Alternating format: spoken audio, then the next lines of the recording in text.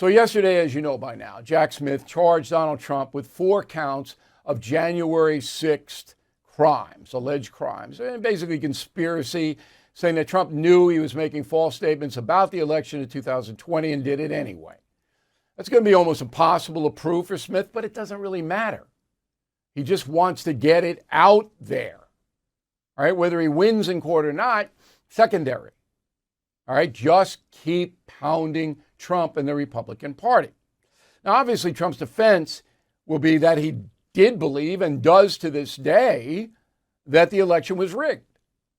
And his lawyers are going to bring in investigations in states like Arizona, Pennsylvania, Wisconsin, to show the jury, if it ever gets there, that there were a lot of questions about that vote. And the states took it seriously and launched their own investigations. That's a powerful defense for the Trump people. But again, Jack Smith doesn't care. He loses. So what? He's getting revenge on Trump now and sending a message to the Republican Party. You keep it up with Joe Biden, we're going to bring more charges. All right? We'll destroy your guy and your party because Trump is leading so big in the primary system. Now, you wouldn't know that Trump has a good defense by reading the New York Times, Washington Post, any of those corrupt papers, or listening to most of television news. Even the Fox News Channel is so unfocused on this, generally speaking. And there are, guys like Turley and people like that who have a good sharp focus, but it's all over the place. I mean, they're not zeroed in on what is important. All right. So the indictment against Trump on January 6 charges is not a slam dunk. And as the Wall Street Journal pointed out today in a very astute editorial, and Wall Street Journal, no fan of Donald Trump. If Trump incited January 6th, that would have been in this indictment. If he worked in concert with anyone to make that violence happen, that would have been front page headline in this indictment. So Smith does not have that. All Smith has is this gauzy conspiracy to do whatever. I'm not a lawyer, but I can destroy it in about 30 minutes. Okay, so his indictment is weak on these charges, Smith's. But Trump has a problem because the case is going to be held in Washington, D.C. Trump has to surrender tomorrow there in front of an activist judge.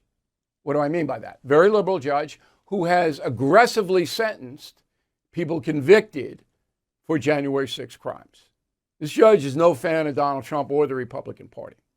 So right away, the Trump lawyers have to get that venue changed, probably into Northern Virginia, or try. Now, the judge is going to say no, okay? But then the appeal process opens up, you see? So the Trump lawyers, the first thing they do is go, we can't get a fair trial in D.C. Only 5% of the people in the district voted for Donald Trump. Can't possibly get a fair trial there. And the judge is anti-Trump all day long. And if the judge, as he will, say, no, then you take it to the appellate division. Okay, that'll tie everything up for a while. Then the subtext to all of this, as I mentioned, is the retaliation against Joe Biden. Okay, so as I've said, Joe Biden is in trouble. Now, Congress is gone until after Labor Day, but believe me, the information already assembled proves that Joe Biden sold influence through his son, Hunter. Provable. Talk about a conspiracy. There's no doubt about it. He did it. Now, whether he got money to doing it, that is the open question. Because just like Donald Trump, this is what Trump and Biden have in common. Criminal intent.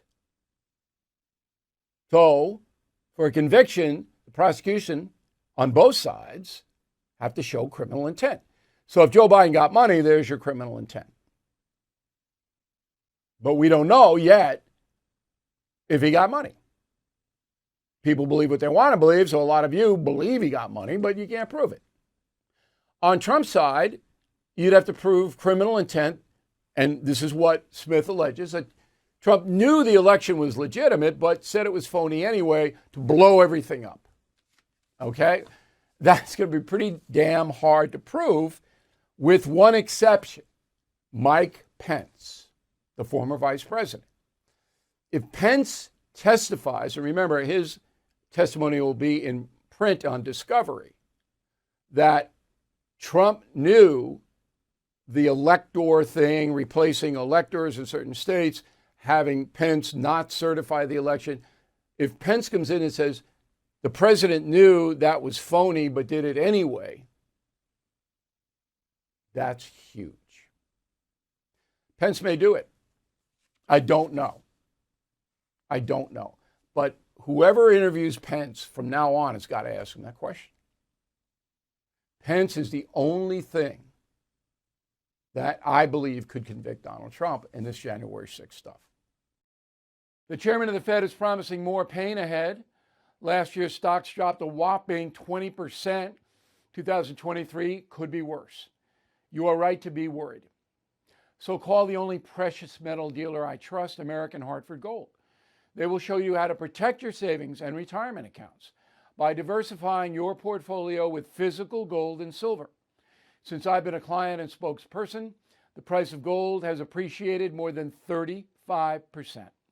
So please call today, and they'll have physical gold and silver delivered right to your door or put inside your IRA or 401k. They have thousands of satisfied customers and have the highest rating in the country, with an A+ rating from the Better Business Bureau. Please tell them Bill O'Reilly sent you, and they will give you up to $5,000 of free silver on your first order. Please call 866-501-5201.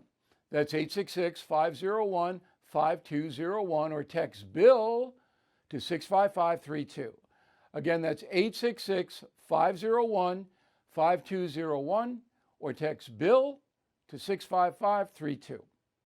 Thank you for watching the No Spin News. To watch the full episode anytime on BillO'Reilly.com, please sign up to become a premium or concierge member.